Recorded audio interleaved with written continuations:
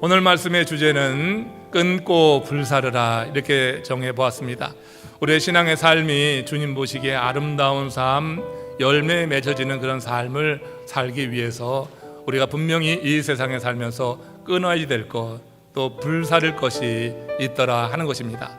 우리가 이 끊고 불사르는 가운데 하나님께서 기뻐하시는 이 신령하고 아름다운 그런 삶을 통하여서 하나님께는 아주 큰 영광을 돌리고 또 우리 삶 속에는 하나님이 함께 하시는 수없이 많은 증거들로 인해서 기쁨과 감사로 충만했으면 좋겠다, 그런 소망을 갖게 되는데요.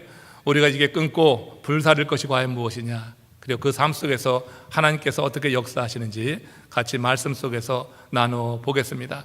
이스라엘을 여행하면 반드시 놓치지 않고 가는 것이 사해라고 하는 바다입니다. 사해는 데드시라고 해서 죽은 바다라고 하는데 지금 많은 사람들이 그곳에 가서 살아나고 있습니다. 여러 가지 질병을 갖고 있는 이들이 그 사해에 가서 그 머드팩을 하고 그곳에서 나오는 여러 가지 그런 약자재를 통하여서 살아나는 역사가 있어요. 죽어 있는 그 바다가 사람을 살리는 놀라운 일을 지금 보게 됩니다. 근데 많은 경우에 그 사해의 바다를 즐기려고 하면은 몇 가지 주의할 점이 있다고 하는 거예요. 사해 바다를 즐기려고 하면은 그 사해에서는 절대 수영을 해서는 안 된다고 하는 겁니다. 그곳에서 물장구 치고 해서는 안 된다고 하는 거예요. 그리고 그 사해를 즐기려고 하면은 몸에 힘을 쭉 빼야지 되죠. 온몸이 경직돼서 그 몸이 굳게 되면은 거기서 큰일을 나게 되는데, 그 사해물이라고 하는 것이 수없이 많은 광물질이 함유되어 있어가지고 그것이 우리 피부에도 좋고 몸에 좋게 작용하지만 그게 눈에 들어가고 입으로 들어가게 되면 아주 큰 고통이 된다고 하는 거예요. 그래서 사해에서는 수영해서는 안 되고 그 사해에서는 온몸에 힘을 빼고 가만히 릴렉스하고 있으면은 그 사해 염기가 하도 높아서 맥주병도 뜬다고 하니까 여러분 염려하지 마시고 혹시 이스라엘에 가게 되거든 사해 가서 가만히 누워서 편히 쉬다 오시기 바랍니다. 여러분, 제가 그 글을 읽으면서 그런 생각을 했어요. 우리가 하나님의 은혜를 경험한다고 하는 것, 사해를 경험하고 사해의 유익을 누리려고 하면 그리해야지 되는데, 우리가 하나님의 은혜를 경험하는 것도 유사하다. 우리 몸에 힘을 빼야지 된다고 하는 거예요. 우리가 여러분 주님의 품 그 안에 우리 자신을 다 맡기고 평안하게 거하면 되는 거예요. 거기서 내가 뭔가 해보려고 수영 못하는 사람들이 물에 빠질까 봐 온몸에 힘을 주고 막 경륜을 떨다가 그렇게 균형을 잃고 그 물에 빠져서 큰 고통 당하듯이, 우리가 여러분 주님 안에 이렇게 있을 때 우리 몸에 힘을 주고 있으면요, 균형을 잃게 되어서 이 세상이라고 하는 바다에 빠지는 거예요. 세상의 바다의 그 연기는요, 사해의 바다의 연기에 못지않게 우리를 괴롭게 하고 고통스럽게 하는 거란 말이에요. 우리가 여러분 그 주님의 은혜의 바다에서 그거를 누리려고 하면은 정말 온 몸에 힘을 빼고 내 자신을 주님께 다 맡기고 의지하게 될 때 하나님께서 우리의 삶을 그야말로 안전하게 받쳐주셔서 우리의 삶이 주님 안에서 누리는 그런 평강과 기쁨으로 가득하게 될 줄로 믿습니다. 오늘 본문에서 지금 우리 하나님께서 여호수아에게 명령하시는 것이 바로 그거예요. 내게 다 맡기고 릴렉스하라. 내가 지금 처한 이 상황에 기가 막히고 정말 너로 하여금 큰 두려움을 갖게 하지만 이런 상황 속에서 네가 할 일은 따로 없다. 네가 여기서 온몸에 힘을 주고 뭔가 네가 해보려고 하다가는 더 큰일 날 터이니 내게 맡기라 하는 그런 말씀을 오늘 본문에서 우리에게 주고 있어요.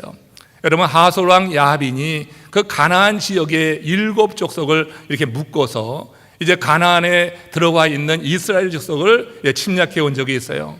요단강 건너서 이제 그곳에 이제 전쟁을 치러 나가는 그 이스라엘 족속을 치기 위해서 이 하솔왕 야빈이 7 족속이나 묶어가지고 이제 이스라엘을 공격해 왔는데, 성경에 보니까 그들이 얼마나 많은지 성경의 표현으로는 바다에 모래 같더라 이렇게 표현을 하고 있습니다. 해변 모래같이 많은 그런 이방 족속들이 이스라엘을 치려고 연합해 달겨 온 것이에요. 그러니 여러분, 그 백성이 얼마나 두렵겠어요. 그리고 그 백성을 이끌어가는 여호수아의 입장에서도 지도자로서 그 이스라엘 민족을 지켜야지 되는데, 그 많은 그 연합 그 족속들의 연합군을 보게 될 때 마음으로 두려움이 잠시 밀려왔던 것이 사실입니다. 이 모습을 보고 우리 하나님께서 오늘 본문에 보면은 이 여호수아서 11장 6절에서 여호수아에게 이렇게 말씀을 하시는 거예요. 한번 같이 읽어보겠습니다. 그들로 말미암아 두려워하지 말라.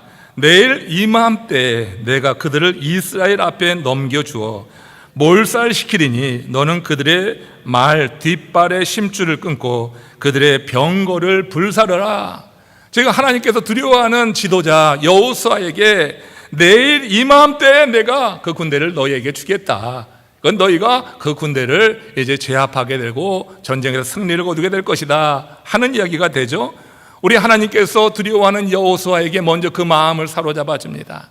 리더에게는 그럴 때가 간혹 있는 거예요. 공동체가 잘못될까 봐 정말로 어려움에 직면하게 될 때 두려움이 몰려오는데, 그때 여러분 이렇게 하나님께서 여호수아, 그 신실한 여호수아를 찾아주셨고 여호수아에게 두려워하지 말라, 내일 이맘때에 결과가 이렇게 날 것인데 하면서 이제 여호수아에게 전쟁의 승리를 전제로 해서 하나님 명령을 행하신 건데, 그게 뭐냐면 이제 네가 전리품을 얻게 될 텐데 그러면은 말의 뒷발의 심줄을 끊어버리고 이제 네가 얻게 되는 병거를 다 불살라 버리라고 하는 것입니다.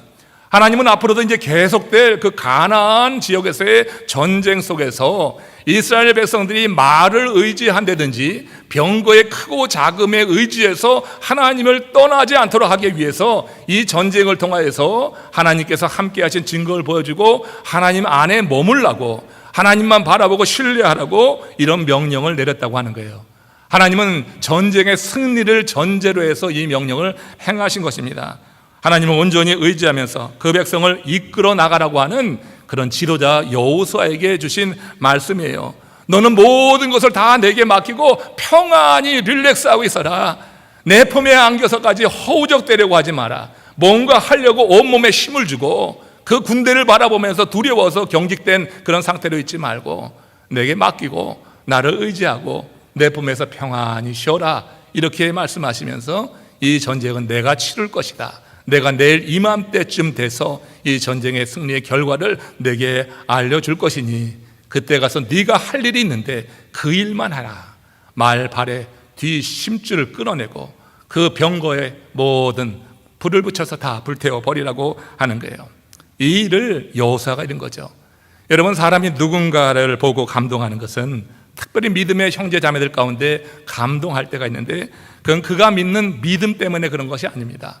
그가 믿는 그 믿음이 손과 발을 통해서 실제로 삶 속에 실현되고 나타나서 누가 보더라도 그 사람이 그 믿음에 의해서 행했다고 하는 것이 보여지게 될 때, 그때 우리는 그를 바라보면서 감동하고 그의 삶을 귀감으로 삼아서 우리도 그렇게 살아보고자 하는 마음의 결심을 갖는 거 아니겠어요? 우리가 여호수아를 보고 그런 감동을 받는 것은 여호수아가 단지 마음으로만 믿은 것이 아니라 마음에 있는 그 믿음을 삶으로 증거했다고 하는 거예요. 그래서 오늘 우리 하나님께서 여호수아를 만나면서 두려워하지 말라고 하고 이제 명령하신 것을 여호수아가 실제로 하나님의 큰 도움 가운데 전쟁의 승리를 거두고 나서 실제로 그 명령대로 행하는 모습을 여호수아서 11장 9절에서 이렇게 밝히고 있습니다. 여호수아가 여호와께서 자기에게 명령하신 대로 행하여 그들의 말 뒷발의 심줄을 끊고 그들의 병거를 불로 살았더라. 여호수아는 하나님이 말씀하신 그것을 마음에 품었습니다. 그리고 그 마음에 품은 그 말씀, 그 명령대로 그대로 행했어요.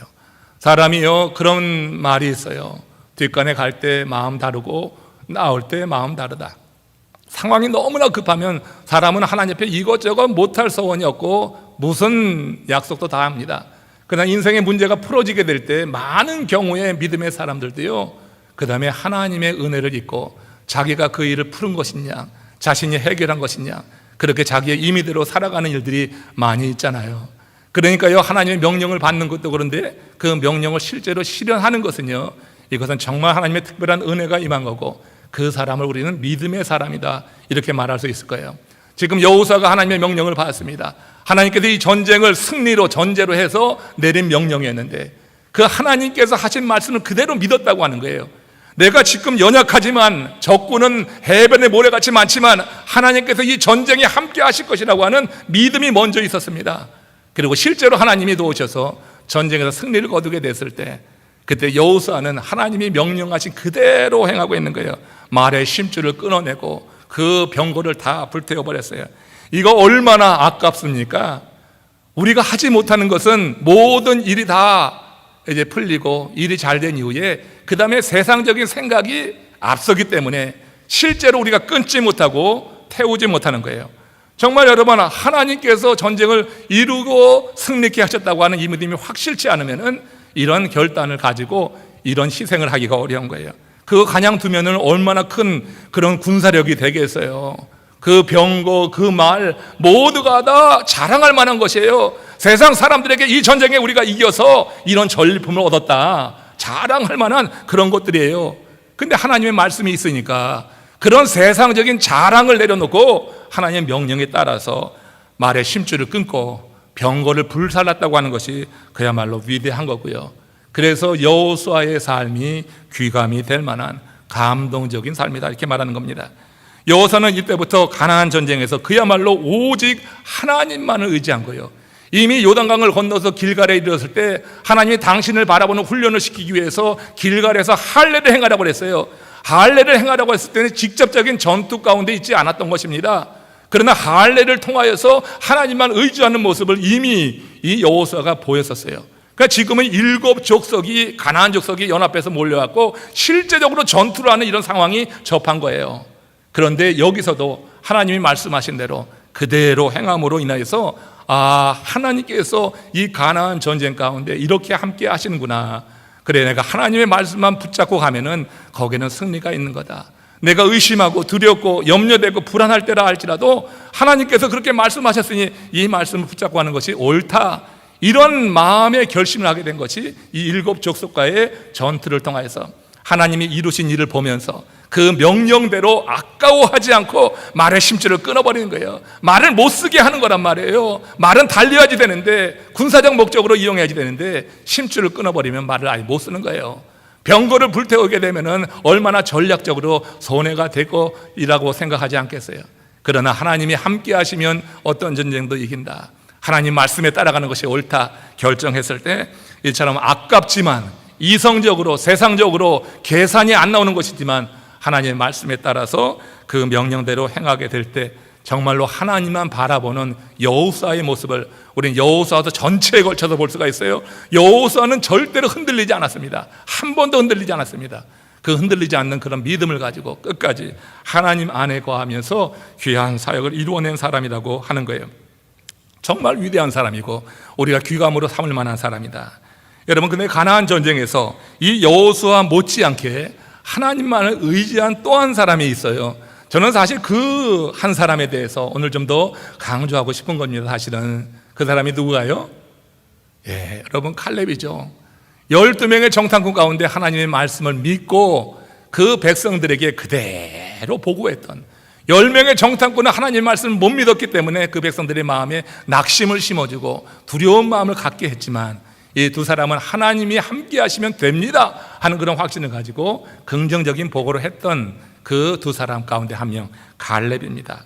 여러분, 갈렙은요 정말 여호수아에 절대 뒤지지 않는다. 여호수아와 더불어서 모세의 명령을 받고 정탐하고 돌아왔어요. 믿음의 보고를 한 사람이에요. 당시 이스라엘 사람들은 그의 말에 귀를 기울이지 않았습니다. 그러나 그는 하나님이 보시기에 그야말로 기뻐하시는 일을 한 거예요.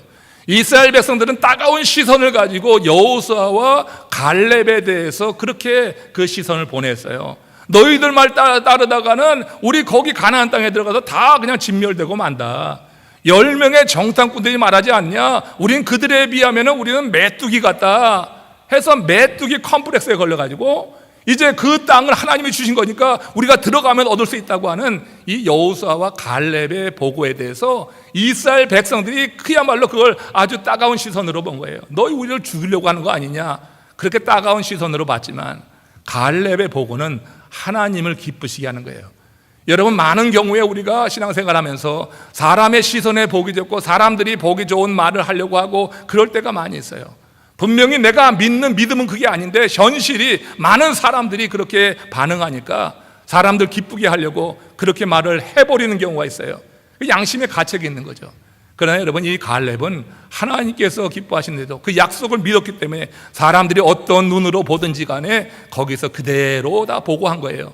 그러니까 사람들은 따가운 시선으로 보지만 하나님은 그야말로 사랑의 눈길로 갈렙을 바라봤을 줄로 믿습니다. 이 일로 인해서 40년 이제 광야를 행군하게 되는 거죠. 자, 이렇게 여호수아 못지않게 믿음으로 고백하고 실천했던 이 갈렙. 근데 그 후에 어떻게 됩니까? 하나님께서 40년 광야 생활을 마치고 모세의 후계자를 세울 때 하나님이 택한 사람은 여호수아였다고 하는 거예요. 갈렙의 입장을 한번 생각해 보셨습니까? 갈렙의 마음이 지금 어땠을까 하는 생각을 해봐요. 사람은 누구나 인생의 주연이 되길 원합니다. 주연으로 자발적으로 조연의 자리에 머물러 있기를 좋아하는 사람은 하나도 없어요. 이 세상에 주목하는 것이 주연이기 때문에 사람들은 어찌하든지 남들 위에 서서 주연으로서 그 역할을 하려고 합니다. 그렇기 때문에 여러분, 세상적 가치에만 머물러 있다고 하면은 그 세상적 가치관 속에서 있을 때 우리는 자발적으로 절대로 조연에 머무는 것에 만족하지를 못합니다. 그러나 우리가 주님 안에서 새로운 가치관을 갖게 되는 경우가 있는 거예요. 우리가 주님 안에서 거듭나고 성령이 우리들 마음 가운데 역사하시고 내 마음을 만지시고 해서, 그래서 삶의 중심이 내가 아니라 그야말로 하나님이 내 삶의 중심이 될 때, 그때 인생의 무대에서 내가 주연이로 서든 조연이로 서든 그것이 상관이 없는 그와 같은 단계에 이를 때가 있는 거예요. 이것이 여러분 굉장히 중요한 거예요. 내가 주연이든 조연이든 내가 하는 일이 하나님의 일이라고 하는 그런 인식 가운데만 들어가면은, 그 다음에는 여러분 비교하면서 괴로워하지 않아요. 그러나 그 전에는요, 자꾸 우리가 비교하면서 괴로워한 거예요. 교회 사역을 하면서 그것 때문에 힘든 일들이 정말 많은 거예요. 내가 왜 누구의 지시를 받아야 돼? 내가 하고 싶은 대로 해야지 하는 생각들이 우리를 사로잡을 때가 있는 거예요. 그러나 여러분, 삶의 가치관이 바뀌어서 저야말로 하나님이 내 삶의 중심이 되고 하나님의 말씀이 내 삶의 지표가 되고 등불이 되게 될 때는 조연이든 주연이든 무슨 상관이에요? 하나님의 일이면 만족하는 줄로 믿습니다. 그러니까 여러분, 여호수아와 갈렙 가운데 여호수아가 모세의 뒤를 이어서 그 백성의 리더가 됐을 때 갈렙은 그것 때문에 가슴앓이하지 않았어요. 그것 때문에 속상해하지 않았어요. 오히려 하나님이 세운 여호수아의 권위를 인정하는데 누구보다도 앞장섰던 게 갈렙입니다. 심통이 나서 마음이 상해서 비교해서 그래가지고 그 여호수아를 뒤에서 험담하고 한 것이 아니에요. 여호수아를 세워주고 여호수아의 지도력을 인정하고, 그래서 가나안 땅에 들어갔을 때 아무도 차지하려고 하지 않는 그 헤브론 전투에서는요, 이제 이 갈렙이 여호수아에게 부탁을 하는 거예요. 모세가 살아있을 때 우리에게 그 헤브론 산지에 대한 그런 마음을 주시지 않았냐. 그러니 지금 그 헤브론 산지를 어느 지파도 올라가기 원하지 않는데 그 거칠고 험한 헤브론 산지를 점령해야지 가나안 땅이 완전히 점령되는 건데, 어느 지파도 원치 않는 그 지파, 그 헤브론을 나에게 달라. 85세의 갈렙이 여호수아에게 나가서 허락을 받는 거예요. 당신이 리더니까 당신이 허락하셔서 하면서 조연에 머물고 있었던 그 갈렙이 그 일을 인간적인 일이 아니라 하나님이 기뻐하시는 일이라 여겨서 그런 요청을 하는 거 여러분 듣잖아요. 그래서 결국 여호수아가 허락해서 그 헤브론산 전투에서 큰 승리를 거두게 되죠. 여러분, 이렇게 이 갈렙이 가나안을 정탐할 때 이야기와 가나안에 들어와서 헤브론산을 점령했을 때 그 이야기 속에서 지금 이 갈렙에 대해서 성경이 설명하는 것을 오늘 본문 한번 보세요. 여호수아서 14장 8절과 14절에 보면은, 본문 아닌데 여호수아의 계속되는 말씀 가운데 이 두 가지 사건에서 갈렙에 대한 평가, 스스로에 대한 평가와 성경 기자가 내리는 평가가 이렇습니다. 한번 먼저 14장 8절 읽겠습니다. 시작. 나와 함께 올라갔던 내 형제들은 백성의 간담을 높게 하였으나 나는 내 하나님 여호와께 충성하였다. 이 갈렙은 여호와 하나님께만 충성하는 거예요. 사람들의 시선이 어떻든 그거는 뒷전이었고 그건 뒷일이고 하나님이 보실 때 어떠냐 해서 하나님 앞에 충성했다고 했어요. 또 14절 말씀 한번 같이 읽습니다. 시작.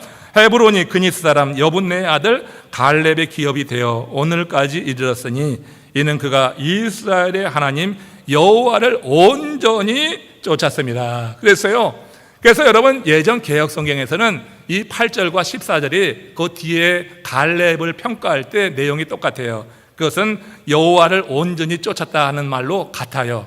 그런데 개역 개정에서는 8절 말씀에는 뭐라고 바꿨냐면 하나님 여호와께 충성하였으므로 이렇게 바꿔놨어요. 이전 성경에 똑같은 말을. 그래서 저는 이 두 가지 말을 가지고 그야말로 우리가 하나님을 온전히 쫓는다고 하는 게 뭐냐, 그래서 하나님께 충성한다고 하는 것이 뭐냐, 하나님을 온전히 쫓는 것이다. 우리가 하나님을 어떻게 충성합니까? 하나님께 어떻게 충성합니까? 그것은 하나님을 온전히 쫓는 것이다. 여러분, 그렇게 우리가 해석할 수 있는 것이라고 하는 거죠.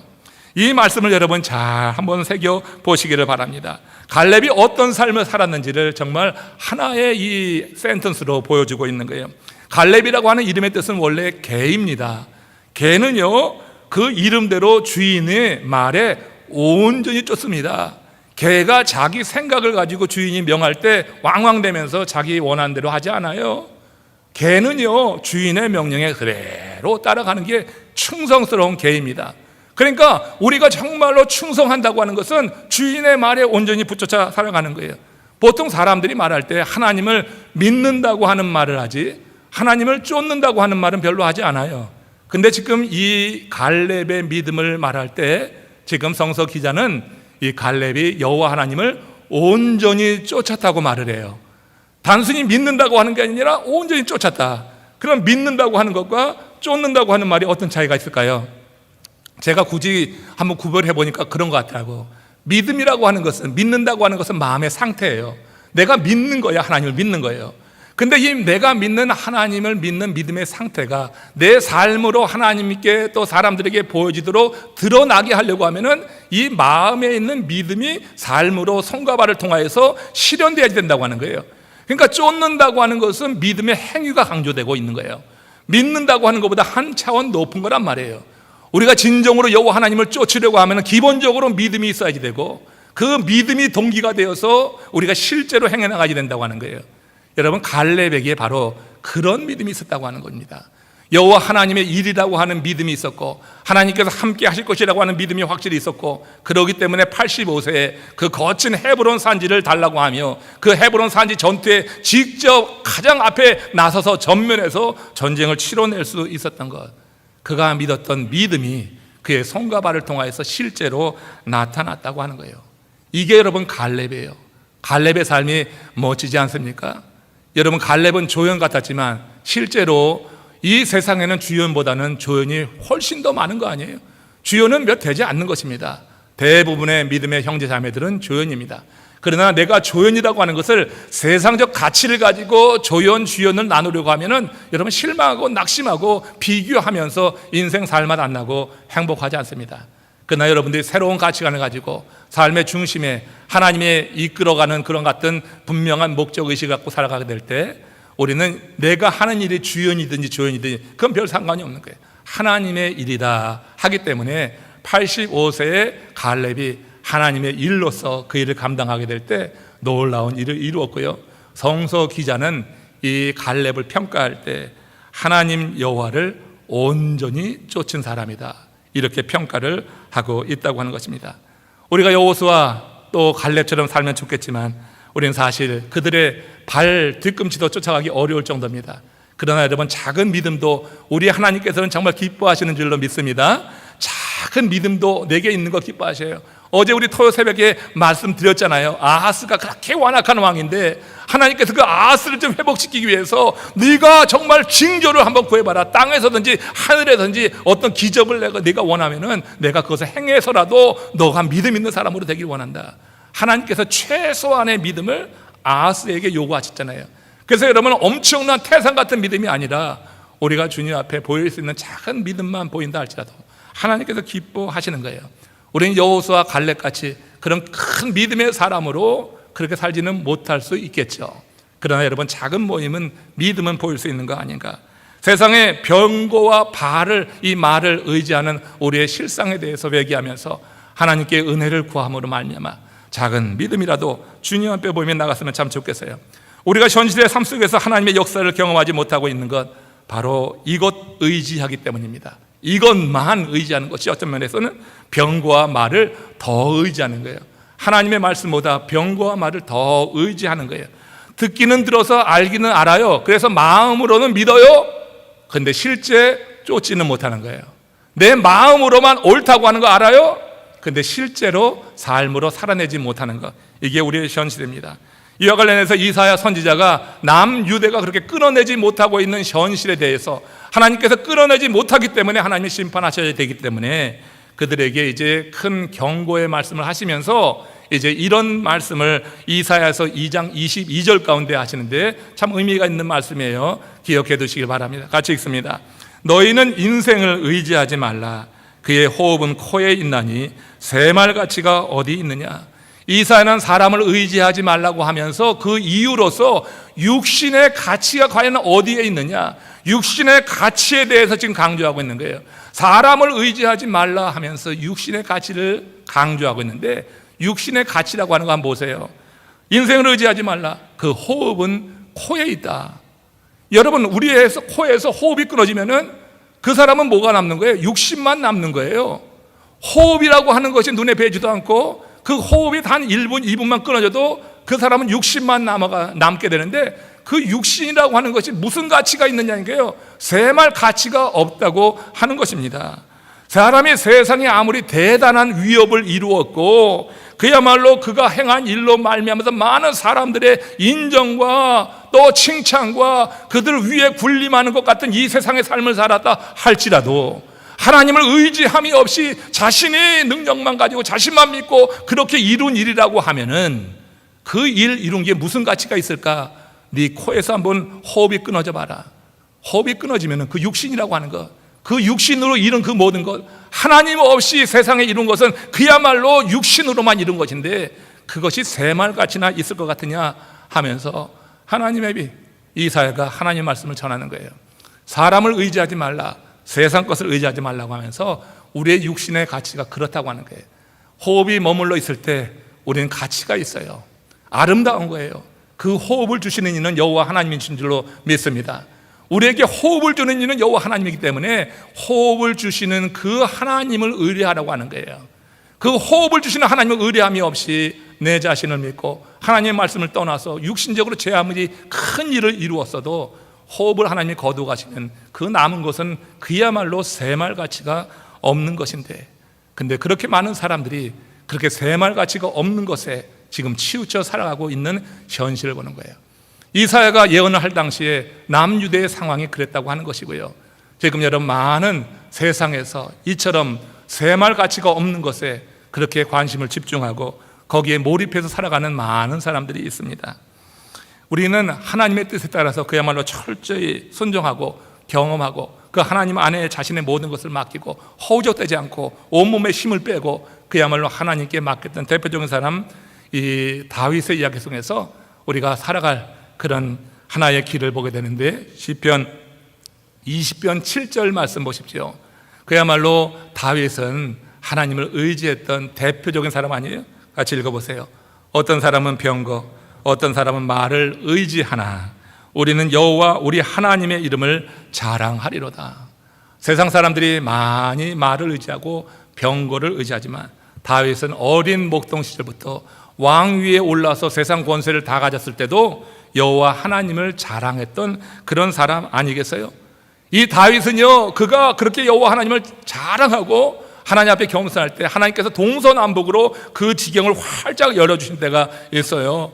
그래서 그 당시에 아람도 점령했다고, 아람이라고 강대국도 점령하고 그 주변에 이스라엘 지경을 넘어서 이방 지역을 그야말로 숱하게 그렇게 지경을 넓혀 나가게 되었습니다. 그러면서도 하나님이 사방에 평안을 주셨더라, 성경이 그렇게 말을 해요.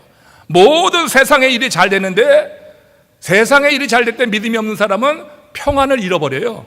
세상의 일이 더 잘 되면 잘 될수록 그걸 지키려고 하는 마음 때문에 평안을 잃어버리는데, 다윗에게는, 하나님께서 그렇게 신실한 다윗에게는 지경을 넓혀 가시면서도 그러면서도 평안케 하셨다, 사방이 평안케 하셨다고 하는 것, 그가 여호와 하나님을 의지함으로 인해서 세상이 아니라 사람이 아니라 하나님을 의지할 때 이런 하나님의 큰 복을 더해 주셨다고 하는 거예요.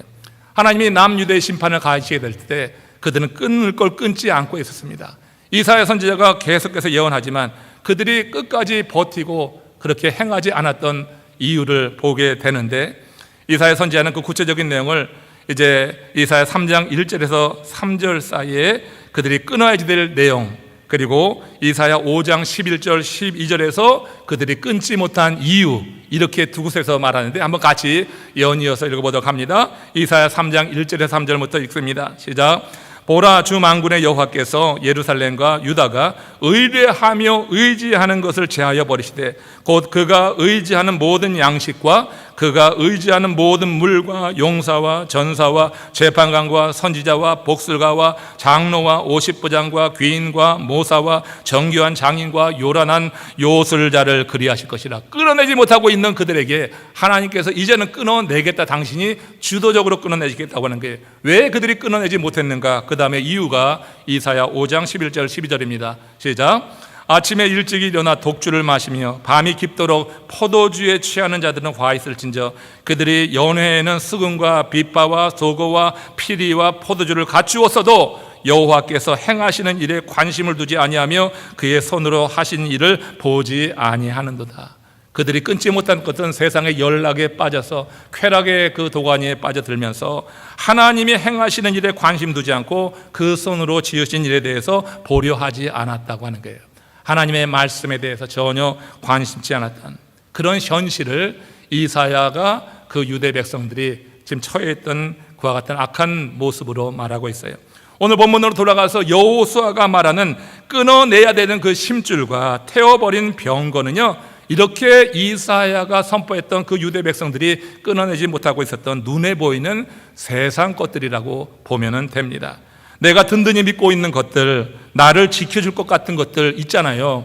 믿으면서도 하나님이 말씀이 하나님께서 나를 지켜준다고 하는 이런 온전한 믿음을 갖고 쫓는 게 아니라, 하나님 믿는 건 좋지만 그래도 내가 세상 것 이런 것이 나를 지켜줄 거야 하고 생각하는 것들이 있잖아요. 든든히 믿고 있는 것, 그것이 무엇입니까? 여러분을 지켜줄 것 같다고 생각하는 그것이 과연 무엇입니까? 우리가 잡고 있는 이 세상 줄은요, 사실 여러분 우리를 올가맬 포승줄이 될 거예요. 내가 이 세상 줄만 잡고 있게 될 때, 그 세상 줄 잡고 있는 동안에 뭐가 잘 되는 듯 하지만 하나님의 때가 이르게 될 때 내가 잡고 있는 그 세상 줄로 인해서 내가 얽히게 되는 거예요. 그게 포승줄이 되는 거예요. 내가 잡고 있는 그 세상 줄로 인해서 나는 하나님의 징계를 받을 수밖에 없는 것. 하나님을 내 삶에서 이순위로 밀어내는 그 모든 것들은 다 끊어내야 될 병거요 말이 되는데, 우리가 세상 줄을 잡을 때 그걸 끊어내지 못하고 아까워하게 된다고 하는 거예요. 우리가 하나님께서 우리에게 주신 특별한 은혜 안에서 하나님을 집중적으로 바라보고 그 말씀 가운데 거하면서 하나님이 주시는 말과 병거를 다스리는 것과는 다른 겁니다. 우리가 하나님이 허락하시는 말과 병거를 가지고 얼마든지 이 세상에서 하나님 기뻐하시는 일도 하고 내 삶의 성취감도 느낄 수 있는데, 그렇지 않고 하나님을 온전히 섬기지 않고 내 힘으로 뭔가 얻었다고 하는 말과 병거에 대해서는요, 그것이 후에 나를 결박하는 그런 포성줄이 되어서 하나님의 징계의 때 우리는 그것으로 인해서 파멸에 이를 수 있다고 하는 것을 생각해 봅니다. 우리가 세상 것을 의지하면 의지할수록 하나님의 역사는 경험할 수가 없는 것입니다. 세상에 힘이 있고 돈만 있는 사람들이 하나님을 경험하지 못하는 이유가 거기 있는 거예요. 돈도 힘도 다 좋지만 그것만 가지고는 결코 하나님을 의지하지 못해요. 그것이 나를 지켜줄 것이라고 생각하는 날 절대로 거기에 얽매이게 되고 그것이 나를 파멸로 이끄는 동아줄이 될 수 있다고 하는 것입니다. 그들이 의지하는 병거, 말, 김정은이 의지하는 핵무기, 다 그것이 그 민족을 지켜주지 못하고 그의 왕자를 지켜주지도 못합니다. 핵무기도 병거도 말도 인간이 의지하고 있는 그 어떤 세상 것도 우리의 영혼을 지키지 못하는 거예요. 새 말 가치 없는 내 육신은 지켜줄 수 있어요. 새 말 가치가 없는 육신은 지켜줄 수 있지만 셈으로 계산이 안 되는 영혼을 지키는 것은 핵무기도 병거도 말도 아니에요. 세상의 부도 아니에요. 우리의 영혼을 지키는 것은 여호와 하나님을 향한 온전한 믿음, 하나님을 향하는 그 시선, 그리고 하나님이 우리에게 주시는 그 놀라우신 은혜, 여기 안에서 우리의 영혼이 지켜지는 줄로 믿습니다. 진짜 의지하고 우리를 지켜줄 이는 여호와 하나님이시다. 그렇기 때문에 우리가 여호와 하나님을 바라야 된다 하는 것이 오늘 말씀의 핵심 메시지가 될 거예요. 70년대 우리나라에서는요, 전국적으로 쥐 잡는 날이라고 하는 게 있었습니다. 대개 이 자리에 계신 분들은 알 수 있죠. 뭐 신세대들은 모르겠지만 그저 쥐 잡는 날이라고 하는 게 있어서 전국적으로 각 집에서 그 쥐 약을 놨죠. 쥐를 잡으려고 할 때 쥐가 좋아하는 음식에 거기에 쥐약을 이렇게 섞어서 놓습니다. 그러면 이제 쥐가 와서 그 음식을 먹고 이제 어느 데 가서 죽죠. 근데 그때 쥐만 죽은 게 아니라 그 집에서 지우는 개들도 죽었어요. 그래서 개를 갖고 있던 주인들이 개들이 죽어나가니까 그 개를 지키기 위해서 어떻게 했냐면 훈련을 시키는 겁니다. 그래서 쥐가 먹는 그 음식을 앞에 두는데 거기에 쥐약을 넣지 않고 그리고 둡니다. 그리고 이제 지켜보는 거예요. 개가 그 음식을 먹으려고 하면은 주인이 매를 들고 막 심하게 때리는 거예요. 그러니까 그렇게 몇 번 맞고 나면은 주인이 있는 앞에서 그 쥐가 먹는 음식이 있어도 절대 입을 대지 않는 거죠. 그 다음 단계가 뭐냐면은 그 음식을 두고 그 다음에 주인이 살짝 숨는 거예요. 그래서 이제 개와 음식만 남는 거죠. 그때 여러분은 주인이 없는 줄 알고 그 음식에다가 입을 댔다가는 어느 틈엔가 주인이 나타나서 아주 또 심하게 매질하는 겁니다. 그렇게 훈련을 받다 보면은 나중에는 이 개가 주인이 있든지 없든지 그 쥐가 먹는 음식에서 절대 입을 대지 않는 거예요. 그래서요 그렇게 많은 개들이 쥐약 탄 음식을 먹고 죽어갈 그때 이렇게 훈련을 잘 받은 개들은요 살아남았더래요. 그렇게 많이 살아남았더래요. 여러분, 우리가 훈련이라고 하는 게 그렇게 중요한 거예요. 훈련이다. 우리의 삶 속에서 어느 때는 하나님이 너무나 냉정한 거야. 아니 어찌 그럴 수가 있는가? 이 먹고 싶은 음식을 왜 못 먹게 하는 건가? 이 음식은 난 먹고 싶은데 왜 내게 이렇게 못 먹도록 가로막고 나에게 고통을 주는가? 그렇게 하나님이 느껴질 때가 있어요. 여러분, 그게 믿음이 없어서 그런 거지. 좀 지나고 나면 그게 나를 살리기 위함이다 하는 것을 분명히 알 때가 오는 것입니다. 하나님은 이스라엘 백성들을 살리기 위해서 이사야에게 끊어야 될 것을 계속해서 말씀하는 거예요. 근데 그들이 그걸 끊는다고 하는 것이 너무나 아까운 거예요. 너무나 그건 모두 다 소유하고 싶은데 근데 끊지 못하는 이제 결국 육체의 쾌락에 빠져서 그래서 그거로 인해서 망하게 되는 거 아니겠어요? 여호사에게 하나님께서 말의 심줄을 끊어라, 병거를 불사르라는 것도 그들을 살리기 위해서 그런 거예요. 한 번의 전쟁으로 끝나는 게 아니라 이 가나안 전복 전쟁이라고 하는 건 계속 되어지는 건데, 그런데 그때 그들이 말의 수를 의지하고 병거의 많고 적음을 의지하게 될 때 하나님을 떠날 수 있다. 하나님의 말씀이 아니라 그 말의 수와 병거의 수를 앞세워 가지고 그걸 의지하게 된다고 하면은 이도 저도 안 되고 그들에게 하나님의 심판이 임할 수밖에 없는 것, 이 현실을 알아서 하나님이 그런 명령을 내리신 줄로 믿습니다. 그러므로 우리가 먹고 싶은 것이 눈앞에 있을 때, 어느 때 기도할 때, 또 어떻게 말씀을 들을 때 성령의 감동에 따라서 이거 먹지 마 하면은 여러분 아쉬워도 그걸 절대 입에 대려고 하지 마십시오. 그걸 그냥 두십시오. 그러면 하나님께서 그 시험을 통과하고 나면 이거보다 더 많은 것으로 우리에게 허락해 주시지 않겠어요? 그런 기대가, 그런 믿음이 우리 가운데 있어야지 될 것이다. 이렇게 하나님만 바라보는 자, 그가 평생 살면서 어떤 어려움과 또 시험이 와도 변함없이 그렇게 하나님을 바라는 거예요. 훈련을 잘 받은 그 개가 어려움 가운데 살아남듯이 우리의 영적인 훈련을 잘 받게 될 때 하나님이 계시든 안 계시든 어느 때는 느껴지기도 하고 어느 때는 느껴지지 않지만 하나님의 존재에 대한 확실한 믿음을 갖고 우리는 어려운 시험도 연단도 이겨내면서 승리케 된다고 하는 거예요. 이렇게 살아갔던 한 인물, 시편 56편 1절에서 3절에서 한 시인의 고백을 듣습니다. 같이 읽습니다. 시작.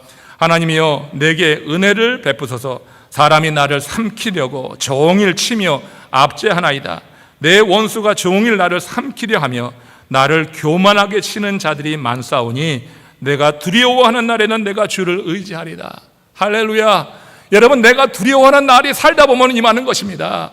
그런데 내가 두려워하는 날에 우리가 세상으로 나가는 게 아니라 세상의 병거와 말을 더 많이 구하고 하나님이 아니라 세상 사람들을 의지하면서 내가 두려워하는 그 순간을 넘어가려고 하는 것이 아니라 내가 두려워하는 날에는 내가 주를 의지하리라. 훈련받았기 때문에 그런 거예요. 영적인 훈련 속에서 우리가 두려워하는 날이 우리 가운데 임하잖아요. 전 세계적으로 코로나 팬데믹이라고 하는 두려움이 임했고 각 개인적으로 살다 보면은 두려워하는 날이 임할 때가 있는 거예요. 경제적인 문제도 그렇지만 육신의 질병의 일로 인해서 여러 가지 세상 일이 얽히고 설켜서 그야말로 참 두려운 거예요. 어떻게 살아갈까? 이 문제 풀지 못하면 죽을 것 같은데 어떡할까? 그럴 때가 여러분 살다 보면 있는 거 아니에요? 그러나 그 두려운 날이 임하는 날에 내가 주를 의지하리라. 지금 시인은 이렇게 많은 원수들이 종일 치며 압제하며 그 원수가 삼키려고 하는 그때, 그야말로 두려운 그때 시인은 노래합니다. 내가 두려워하는 이 날에 여호와 하나님을 의지하리라. 세상에서 가장 강한 사람이 누군지 아시죠? 여호와 하나님을 의지하는 사람입니다. 이해 계산 내세우지 않고 여호와 하나님의 은혜를 받아서 그냥 하나님의 믿어짐으로 말미암아 여호와 하나님을 의지하는 자를 세상은 감당하지 못해요. 세상 사람을 그런 사람들이 감당할 수 없는 거예요. 하나님의 능력은 내 약함을 알고 하나님을 의지하게 될 때 우리에게 임하는 것입니다. 그렇게 될 때요, 세상 사람이 무섭습니까? 무섭지 않은 거죠. 하나님이 함께 하기 때문에 어떤 상황 속에서도 견디고 이기고, 마침내 하나님이 주신 약속, 하나님께 모든 것을 합력하여 선이 되게 하신다고 하는 이 약속을 분명히 믿고, 어려운 시간 속에도 계속해서 하나님을 사랑하는 고백을 하고, 하나님의 임재와 하나님의 현존에 대해서 믿음으로 고백하면서 우리는 견뎌내는 가운데 하나님의 놀라운 일들 우리 가운데 이루어지는 것을 보게 됩니다. 우리가 하나님을 바라본다고 하는 것이 어떤 의미가 있는가, 하나님만 바라본다고 하는 것이 어떤 의미가 있는가를 모세의 삶을 통해서 한번 상고해 보면서 말씀을 정리합니다. 출애굽기 39장 42절 43절 말씀입니다. 같이 합독합니다. 여호와께서 모세에게 명령하신 대로 이스라엘 자손이 모든 역사를 마침에 모세가 그 마친 모든 것을 본즉 여호와께서 명령하신 대로 되었으므로 모세가 그들에게 축복하였더라. 하나님께서 모세에게 명령했어요. 이스라엘을 출애굽시킨 이후에 광야의 성막을 만들라 명령했어요. 그리고 그 명령을 받은 모세는 그 백성들 가운데 손재주 있고 재능 있는 사람들 불러서 그 명령을 그들에게 내렸어요. 그 명령을 하면서 한 가지 당부한 것이 뭐냐면, 하나님이 치수와 또 식양과 모양을 그대로 정해줬으니 너희들은 한치도 네 생각을 여기에 가입하지 말고 그 말씀대로만 만들라, 이렇게 했어요. 그들이 아무리 뛰어난 재능을 갖고 있어도 내가 생각할 땐 이렇게 만드는 게 더 아름답고 보기 좋을 텐데 그런 생각 개입시키지 말라, 그저 말씀대로만 행하라 명령했어요. 마침내 여호와께서 명령하신 대로 이스라엘 자손이 모든 역사를 마친 거예요. 그때 모세가 뭐 했습니까? 모세가 그 마친 모든 것을 본즉 이렇게 말하는데, 여기 모든 것을 봤어요. 그들이 다 만들었다고 그래 됐다 하고 그냥 받아들인 게 아니에요. 그들이 다 말씀대로 했을 때 이 모세가 다시 한번 모든 것을 본즉, 영어 성경에는 이것을 inspect 이렇게 말합니다. inspected. 우리가 여러분 공사를 오랫동안 해와서 여러분들 아시죠? 인스펙터가 나와서 노하면요 여지 없어요. 어떻게 해볼 수가 없어요. 인스펙터가 말한 대로 다 다시 고쳐놔야지 그 다음에 통과가 되는 거예요. 인스펙터가 보는 게 뭡니까? 그게 여러분 설계 도면 아니겠어요? 그 설계자가 만든 설계 도면에 따라서 행하지 않고 그저 기술자들이 자기가 좋은 대로 이게 좋겠다 저게 좋겠다, 혹은 그 주인이 말해요 내가 원하는 건 이거야 해서 그 기술자들에게 마음대로 임의로 명령하면은, 그 나중에 인스펙터가 나와서 보는 기준은 뭐냐면 설계 도면인 거예요. 설계사가 그린 설계 도면에 맞지 않으면 다시 하라고 하는 거예요. 여러분, 이게 인스펙트입니다. 우리 하나님께서 우리의 삶 속에 그렇게 역사하시는 거예요. 하나님은 우리가 말씀으로 살았는지 이거를 반드시 인스펙트 하시는 줄로 믿습니다. 내 삶이 정말 말씀 가운데 사로잡혀 있었는지, 말씀이 지도하는 대로 살았는지 하나님은 인스펙트 하는 거예요. 우리 마지막 날에라도 그렇게 하는 거예요. 중간중간 인스펙터도요, 건물이 완성되기 전에 중간중간 하는 게 있고 마지막으로 최종적으로 하는 게 있어요. 살면서 중간중간 하나님 말씀대로 살지 않으면 이리 치고 저리 치고 해서 연단도 주고 고난도 주고 하면서 다시 말씀 가운데 살아가도록 우리 하나님이 우리를 이끌어 나가실 때, 그때 우리 하나님이 툭 치면 너무 아파, 너무 고통스러워. 내가 하나님이 툭 치면은 내가 이거 어떻게 살까? 이대로 하나님이 치는 대로 간다고 하면은 내가 당장 먹고 살기가 어려울 것 같고 내 삶은 완전히 망할 것 같은데 어떡하나 하면서 자기 생각이 또 들어가. 그래서 툭 치는데도 불구하고 그 말씀대로 살지 않고 자기 임의대로 살다가 보면 더 어려운 가운데 이렇게 처하게 되는 일들을 믿음의 사람들은 알아야 돼요. 우리가 그 믿음의 눈으로 우리의 삶을 이끌어 나가시는 하나님의 손길을 인식하게 될 때 우리는 하나님의 눈 앞에서 하나님이 우리에게 명령하신 대로 살아가도록, 그렇게 우리 스스로 우리 자신을 주님께 맡기고 주님의 은혜를 구하게 되는 줄로 믿습니다. 그렇게 살지 않으면 우리가 하나님께 속한 자가 아니라고 하는 것 여러분 꼭 기억해야 돼요. 말씀대로 살지 않은 것. 끝으로 한 구절만 더 봅시다. 요한복음 8장 47절 같이 읽습니다. 하나님께 속한 자는 하나님의 말씀을 듣나니 너희가 듣지 아니함은 하나님께 속하지 아니하였습니다. 하나님은 당신께 속한 이들을 지켜주시고 안전하게 보호하시지만 당신께 속하지 않은 자들은 하나님께서 버려두시게 되는 그때가 옵니다. 기회를 주시고 하는데 그걸 듣지 않을 때는 결국 버리게 되는 거죠. 우리가 오늘 이 말씀을 한번 깊게 생각하면서 우리 자신이 하나님께서 원하시는 삶을 살기 위해서 과연 끊고 불사르고 있는가? 하나님이 끊으라고 할 때 끊어야지 될 때, 그리고 불사르라고 할 때 불사르는 것이 하나님의 말씀대로 사는 거고, 그게 결국은 하나님께 속한 자라고 하는 증명, 내가 증거를 하며 사는 것입니다. 올 한 해 우리에게 하나님께서 원하시는 아름다운 일을 위해서 내가 과연 끊을 것이 무엇인가, 또 불뗄 곳은 무엇인가 한번 같이 생각하면서 이 시간 기도합시다. 하나님의 은혜가 저와 여러분들을 사로잡기를 원합니다. 우리 다 같이 고개 숙여서 기도하실 때 이런 점 넣으시고 합심으로 기도하면서 우리 하나님이 늘 같이 하시는 하나님의 사람들로 승리케 하옵소서. 우리의 기도가 되길 바랍니다. 함께 동성으로 기도하시겠습니다.